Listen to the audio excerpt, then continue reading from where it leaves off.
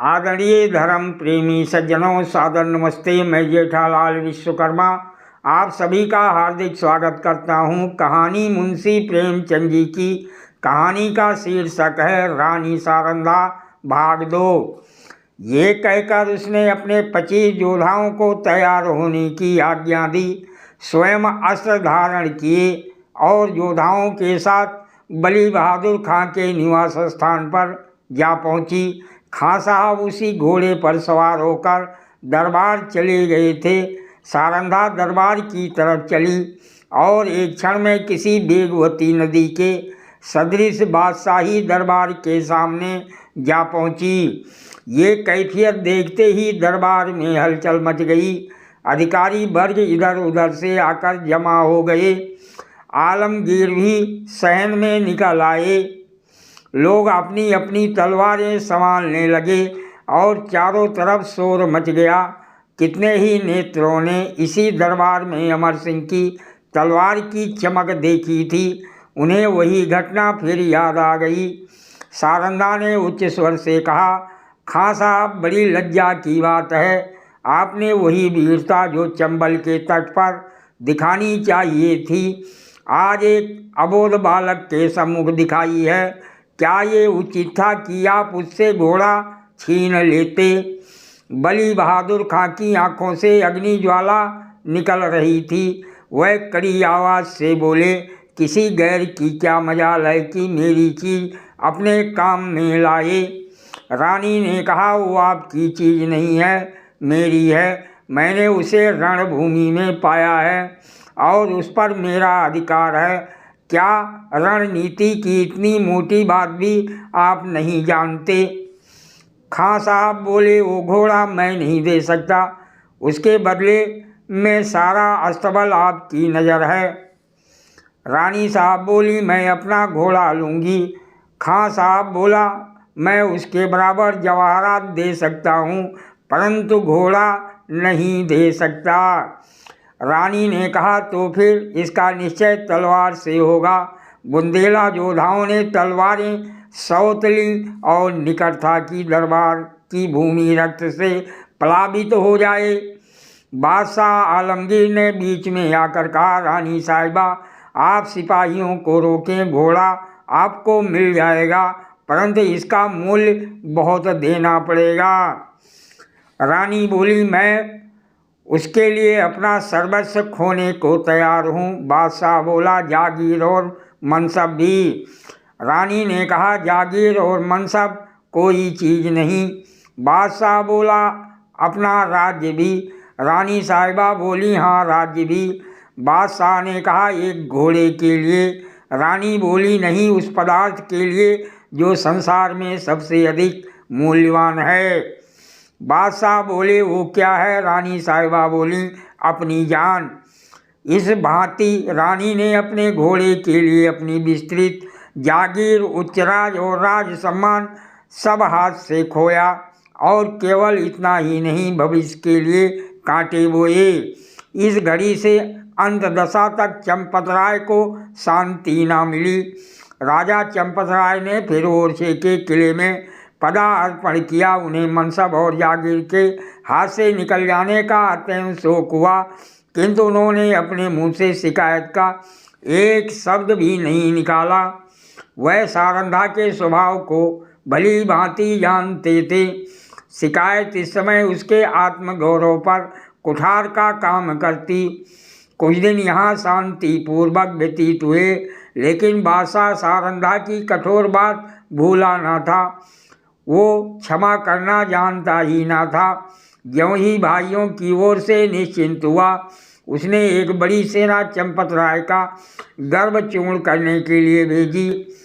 शुभकरण बुंदेला बादशाह का सूबेदार था। वो चंपत राय का बचपन का मित्र और सहपाठी था। उसने चंपत राय को परास्त करने का बीड़ा उठाया और भी कितने ही बुंदेला सरदार राजा से विमुख होकर बादशाही सूबेदार से आ मिले। एक घोर संग्राम हुआ। भाइयों की तलवारें रक्त से लाल हुईं। यद्यपि समर में राजा को विजय प्राप्त हुई, लेकिन उसकी शक्ति सदा के लिए क्षीण हो गई। निकटवर्ती बुंदेला राजा जो चंपतराय के बाहुबल थे, बादशाह के कृपा कांक्षी बन बैठे। साथियों में कुछ तो काम आए, कुछ दगा कर गए, यहाँ तक कि निजी संबंधियों ने भी आंखें चुरा ली। परंतु इन कठिनाइयों में भी चंपतराय ने हिम्मत नहीं हारी, धीरज को ना छोड़ा। उन्होंने ओरछा छोड़ दिया और वह 3 बरस तक बुंदेलखंड के सघन पर्वतों पर छिपे फिरते रहे। बादशाही सेनाएं शिकारी जानवरों की भांति सारे देश में मंडरा रही थीं। आए दिन राजा का किसी न किसी से सामना हो जाता था। सारंधा सदैव उनके साथ रहती और उनका साहस बढ़ाया करती बड़ी बड़ी आपत्तियों में, जबकि धैर्य लुप्त हो जाता और आशा साथ छोड़ देती। आत्मरक्षा का धर्म उसे संभाले रहता है। 3 साल के बाद अंत में बादशाह के सूबेदारों ने आलमगीर को सूचना दी कि इस शेर का शिकार आपके सिवाय और किसी से ना होगा। उत्तर आया कि सेना को हटा लो और घेरा उठा लो। राजा ने समझा संकट से निवृत्ति हुई, पर वो बात शीघ्र ही भ्रमात्मक सिद्ध हो गई। 3 सप्ताह से बादशाही सेना ने ओरछा घेर रखा था। जिस तरह कठोर वचन हृदय को छेद डालते हैं, उसी तरह तोपों के गोलों ने दीवारों को छेद डाला था। किले में 20,000 आदमी घिरे हुए थे, लेकिन उनमें आधे से अधिक स्त्रियां और उनसे कुछ ही कम बालक थे। मर्दों की संख्या दिनों दिन न्यून होती जाती थी। आने जाने के मार्ग चारों तरफ से बंद थे, हवा का भी गुजर नहीं। रसद का सामान बहुत कम रह गया था। स्त्रियां पुरुषों और बालकों को जीवित रखने के लिए आप उपवास करती थीं। लोग बहुत हताश हो रहे थे। औरतें सूर्य नारायण की ओर हाथ उठा उठाकर शत्रु को कोसती थीं। बालक वृंद मारे क्रोध के दीवार की आड़ से उन पर पत्थर फेंकते थे, जो मुश्किल से दीवार के उस पार जा पाते थे। राजा चंपतराय स्वयं ज्वर से पीड़ित थे। उन्होंने कई दिन से चारपाई नहीं छोड़ी थी। उन्हें देखकर लोगों को कुछ ढाढ़स होता था, लेकिन उनकी बीमारी से सारे किले में नैराश्य छाया हुआ था। राजा ने सारंधा से कहा, आज शत्रु जरूर किले में घुस आएंगे। सारंधा बोली, ईश्वर ना करे कि इन आँखों से वो दिन देखना पड़े। राजा साहब बोले, मुझे बड़ी चिंता इन अनाथ स्त्रियों और बालकों की है। गेहूं के साथ ये घुन भी पिस जाएंगे। सारंधा बोली, हम लोग यहाँ से निकल जाएं तो कैसा? राजा साहब बोले, इन अनाथों को छोड़कर। सारंधा बोली, इस समय इन्हें छोड़ देने में ही कुशल है। हम ना होंगे तो शत्रु इन पर कुछ दया ही करेंगे। राजा साहब बोले, नहीं, ये लोग मुझसे नहीं छोड़े जाएंगे। मर्दों ने अपनी जान हमारी सेवा में अर्पण कर दी है। उनकी स्त्रियों और बच्चों को मैं कदापि नहीं छोड़ सकता। सारंधा बोली, लेकिन यहाँ रहकर हम उनकी मदद भी तो नहीं कर सकते। राजा साहब बोले, उनके साथ प्राण तो दे सकते हैं। मैं उनकी रक्षा में अपनी जान लड़ा दूंगा। उनके लिए बादशाही सेना की खुशामद करूंगा, कारावास की कठिनाइयाँ सहूँगा, किंतु इस संकट में उन्हें नहीं छोड़ सकता। सारंधा ने लज्जित होकर सिर झुका लिया और सोचने लगी, निसंदेह प्रिय साथियों को आग की आंच में छोड़कर अपनी जान बचाना घोर नीचता है। मैं ऐसी स्वार्थ अंध क्यों हो गई हूँ? लेकिन एकाएक विचार उत्पन्न हुआ और बोली, यदि आपको विश्वास हो जाए कि इन आदमियों के साथ कोई अन्याय ना किया जाएगा, तब तो आपको चलने में कोई बाधा ना होगी। राजा साहब सोच कर बोले, कौन विश्वास दिलाएगा? सारंधा बोली, बादशाह के सेनापति का प्रतिज्ञा पात्र। राजा बोले, हाँ, तब मैं सा आनंद चलूँगा। सारंधा विचार सागर में डूबी। बादशाह के सेनापति से क्यों कर ये प्रतिज्ञा कराऊँ? कौन ये प्रस्ताव लेकर वहाँ जाएगा? और निर्दयी ऐसी प्रतिज्ञा करने ही क्यों लगें? उन्हें तो अपनी विजय की पूरी आशा है। मेरे यहाँ ऐसे नीति कुशल वाक्पट चतुर कौन है जो इस दुस्तर कार्य को सिद्ध कर सके। छत्रसाल चाहे तो कर सकता है, उसमें ये सब गुण मौजूद हैं। इस तरह मन में निश्चय करके रानी ने छत्रसाल को बुलाया। ये उसके चारों पुत्रों में बुद्धिमान और साहसी था। रानी उनसे सबसे अधिक प्यार करती थी। जब छत्रसाल ने आकर रानी को प्रणाम किया तो उनके कमल नेत्र सजल हो गए और हृदय से दीर्घ निश्वास निकल गया। छत्रसाल बोला, माता मेरे लिए क्या आज्ञा है। रानी साहिबा बोली, आज लड़ाई का क्या ढंग है। छत्रसाल बोला, हमारे 50 योद्धा अब तक काम आ चुके हैं। रानी बोली, बुंदेलों की इलाज अब ईश्वर के हाथ है। छत्रसाल बोला, हम आज रात को छापा मारेंगे। रानी ने संक्षेप में अपना प्रस्ताव छत्रसाल के सामने प्रस्तुत किया और कहा, ये काम किसे सौंपा जाए। छत्रसाल बोला, मुझको तुम इसे पूरा कर दिखाओगे क्या। हाँ, मुझे पूर्ण विश्वास है। अच्छा जाओ, परमात्मा तुम्हारा मनोरथ पूरा करे। छत्रसाल जब चला तो रानी ने उसे हृदय से लगा लिया और तब आकाश की ओर दोनों हाथ उठाकर कहा, दयानिधि, मैंने अपना तरुण और होनहार पुत्र बुंदेलों की आन के आगे भेंट कर दिया। अब इस आन को निभाना तुम्हारा काम है। मैंने बड़ी मूल्यवान वस्तु अर्पित की है, इसे स्वीकार करो। दूसरे दिन प्रातःकाल सारंधा स्नान करके थाल में पूजा की सामग्री लिए मंदिर को चली। उसका चेहरा पीला पड़ गया था और आंखों तले अंधेरा छाया जाता था। वो मंदिर के द्वार पर पहुंची थी कि उसके थाल में बाहर से आकर एक तीर गिरा। तीर की नोक पर एक कागज का पुर्जा लिपटा हुआ था। सारंधा ने थाल मंदिर के चबूतरे पर रख दिया और पुर्जे को खोलकर देखा तो आनंद से चेहरा खिल गया, लेकिन ये आनंद क्षण भर का था। हाँ, इस पुर्जे के लिए मैंने अपना प्रिय पुत्र हाथ से खो दिया। कागज के टुकड़े को इतने महंगे दामों किसने लिया होगा। मंदिर से लौटकर सारंधा राजा चंपत राय के पास गई और बोली, प्राणनाथ, आपने जो वचन दिया था उसे पूरा कीजिए। राजा चौंक कर पूछा, तुमने अपना वादा पूरा कर दिया क्या। रानी ने वो प्रतिज्ञा पत्र राजा को दिया। चंपत राय उसे गौर से देखकर बोले, अब मैं चलूँगा और ईश्वर ने चाहा तो एक बार फिर शत्रुओं की खबर लूँगा, लेकिन सारन सच बताओ, इस पत्र के लिए क्या देना पड़ा है। रानी ने कुंठित स्वर से कहा, बहुत कुछ। राजा बोले, सुनूं। रानी, एक जवान पुत्र। राजा को बाण सा लग गया। पूछा, कौन, अंगद राय क्या। रानी बोली, नहीं, राजा रतन शाह। रानी ने कहा, नहीं, राजा छत्रसाल। रानी ने कहा, हाँ।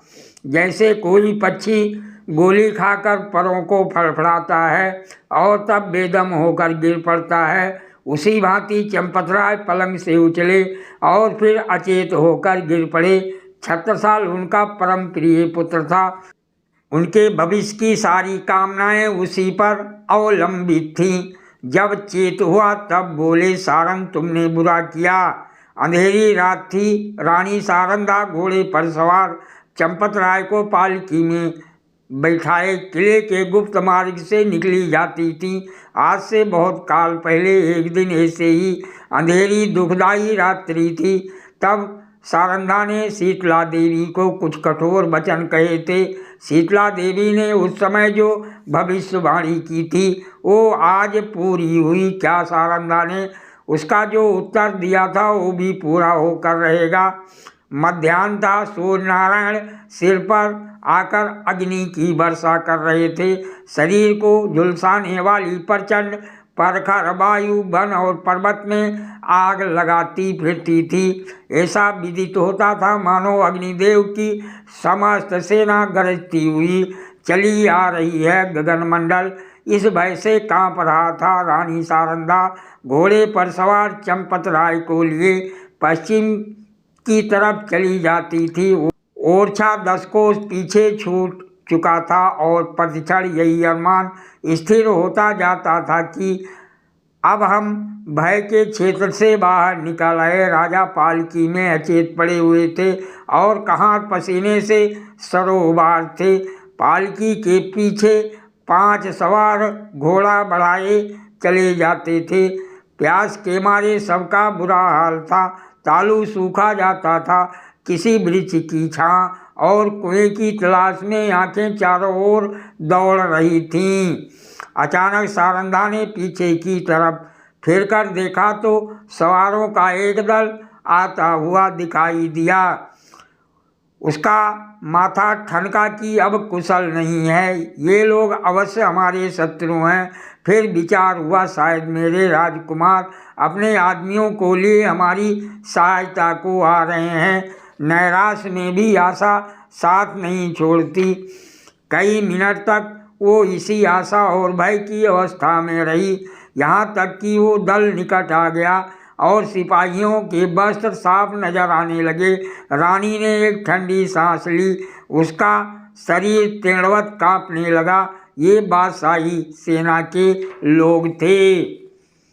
सारंधा ने कहारों से कहा, डोली रोक लो। बुंदेला सिपाहियों ने भी तलवारें खींच ली। राजा की अवस्था बहुत शोचनीय थी, किंतु जैसे दबी हुई आग हवा लगते ही प्रदीप्त हो जाती है, उसी प्रकार इस संकट का ज्ञान होते ही उनके जर्जर शरीर में वीर आत्मा चमक उठी। वह पालकी का पर्दा उठाकर बाहर निकल आए। धनुष बाण हाथ में ले लिया, किंतु वो धनुष जो उनके हाथ में इंद्र का वज्र बन जाता था, उस समय जरा भी ना झुका। सिर में चक्कर आया, पैर थर्राए और वह धरती पर गिर पड़े। भावी अमंगल की सूचना मिल गई। उस पंख रहित पक्षी के सदृश जो सांप को अपनी तरफ आते देखकर ऊपर को उचकता और फिर गिर पड़ता है। राजा चंपतराय फिर संभल उठे और फिर गिर पड़े। सारंधा ने उन्हें संभाल कर बैठाया और रोकर बोलने की चेष्टा की, परंतु मुंह से केवल इतना निकला, हे प्राणनाथ। इसके आगे मुंह से एक शब्द भी ना निकल सका। आन पर मरने वाली सारंधा इस समय साधारण स्त्रियों की भांति शक्तिहीन हो गई, लेकिन एक अंश तक ये निर्बलता स्त्री जाति की शोभा है। चंपतराय बोले, सारंधे को हमारा एक वीर जमीन पर गिरा। मेरी आंखों के सामने शत्रु तुम्हारे कोमल शरीर में हाथ लगाएंगे और मैं जगह से हिल भी ना सकूंगा। हाय मृत्यु, तू कब आएगी? ये कहते कहते उन्हें एक विचार आया। तलवार की तरफ हाथ बढ़ाया, मगर हाथों में दम ना था। तब सारंधा से बोले, प्रिय, तुमने कितने ही अवसरों में मेरी आन निभाई है। इतना सुनते ही सारंधा के मुरझाए हुए मुख पर लाली दौड़ गई, आंसू सूख गए। इस आशा ने कि मैं पति के कुछ काम आ सकती हूँ, उसके हृदय में बल का संचार कर दिया। वो राजा की ओर विश्वास उत्पादक भाव से देखकर बोली, ईश्वर ने चाहा तो मरते दम तक निभाऊंगी। रानी ने समझा, राजा मुझे प्राण देने का संकेत कर रहे हैं। चंपत राय बोले, तुमने मेरी बात कभी नहीं टाली। सारंधा, मरते दम तक ना टालूंगी। राजा बोले, ये मेरी अंतिम याचना है, इसे आज स्वीकार ना करना। सारंधा ने तलवार को निकालकर अपने वक्षस्थल पर रख लिया और कहा, ये आपकी आज्ञा नहीं है। मेरी हार्दिक अभिलाषा है कि मैं मरूं तो ये मस्तक आपके पद कमलों पर हो। चंपत राय बोले, तुमने मेरा मतलब नहीं समझा। क्या तुम मुझे इसलिए शत्रुओं के हाथ में छोड़ जाओगी कि मैं बेड़ियां पहने हुए दिल्ली की गलियों में निंदा का पात्र बनूं? रानी ने जिज्ञासा की दृष्टि से राजा को देखा। वो उनका मतलब ना समझी। राजा बोले, मैं तुमसे एक वरदान मांगता हूँ। रानी ने कहा, सहर्ष मांगिए। राजा बोले, ये मेरी अंतिम प्रार्थना है, जो कुछ कहूँगा करोगी क्या? रानी साहिबा बोली, सिर के बल करूँगी। राजा बोले, देखो तुमने वचन दिया है, इनकार ना करना। रानी कांप कर बोली, आपके कहने की देर है। राजा साहब बोले, अपनी तलवार मेरी छाती में घुमा दो। रानी के हृदय पर वज्राघात सा हो गया। बोलो जीवन नाथ। इसके आगे वो और कुछ ना बोल सकी। आंखों में नैराश्य छा गया। राजा साहब बोले, मैं बेड़ियां पहनने के लिए जीवित नहीं रहना चाहता। रानी साहब बोली, मुझसे ये कैसे होगा। पांचवा और अंतिम सिपाही धरती पर गिरा। राजा ने झुंझला कर कहा, इसी जीवन पर आन निभाने का गर्व था। बादशाह के सिपाही राजा की तरफ लपके। राजा ने नैराश्यपूर्ण भाव से रानी की ओर देखा। रानी क्षण भर अनिश्चित रूप से खड़ी रही, लेकिन संकट में हमारी निश्चयात्मक शक्ति बलवान हो जाती है। इससे पहले कि सिपाही लोग राजा को पकड़ लें, सारंधा ने दामिनी की भांति लपक कर तलवार राजा के हृदय में चुभा दी। प्रेम की नाव प्रेम के सागर में डूब गई। राजा के हृदय से रुधिर की धारा निकल रही थी, पर चेहरे पर शांति छाई हुई थी। कैसा हृदय है वो स्त्री जो अपने पति पर प्राण देती थी, आज उसकी प्राणघातिका है। जिस हृदय से आलिंगित होकर उसने यौवन सुख लूटा, जो हृदय उसकी अभिलाषाओं का केंद्र था, जो हृदय उसके अभिमान का पोषक था, उसी हृदय को सारंधा की तलवार छेद रही है। किसी स्त्री की तलवार से ऐसा काम हुआ है। आत्माभिमान का ये कैसा विषादमय अंत है। उदयपुर और मारवाड़ के इतिहास में भी आत्मगौरव की ऐसी घटनाएं नहीं मिलती। बादशाही सिपाही सारंधा का ये साहस और धैर्य देखकर दंग रह गए। सरदार ने आगे बढ़कर कहा, रानी साहिबा, खुदा गवाह है, हम सब आपके गुलाम हैं। आपका जो हुक्म हो उसे बासरो चशम बजा लाएंगे। सारंधा ने कहा, अगर हमारे पुत्रों में से कोई जीवित हो तो ये दोनों लाशें उसे सौंप देना। ये कहकर उसने वही तलवार अपने हृदय में चुभा ली। जब वो अचेत होकर धरती पर गिरी तो उसका सिर राजा चंपतराय की छाती पर था। कहानी समाप्त। सादर प्रणाम।